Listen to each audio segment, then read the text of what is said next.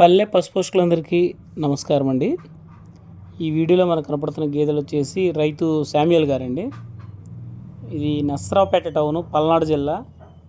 నస్రావుపేట నుంచి చెల్లూరుపేట వెళ్ళే రోడ్లో అండి, ఊరి బయట సిటీ అవుట్కట్స్, ఎల్టీ కాలనీ అంటారు. చూడొచ్చు బ్రదర్ శామ్యూల్ గారి దగ్గర 25 గేదెలు, 15 పడ్డదోళ్ళగా ఉన్నాయి. ఓవరాల్గా 40 అయితే ఉన్నాయండి.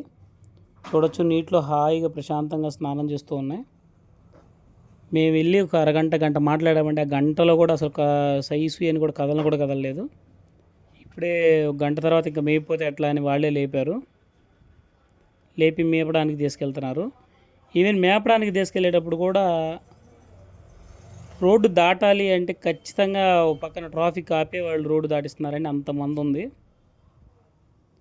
చూడొచ్చు ఒక్కొక్క గేదె చాలా మంచిగా ఇప్పుడిప్పుడే బ్రీడ్ డెవలప్ అవుతున్న క్యారెక్టరిస్టిక్స్ ఉన్నాయి.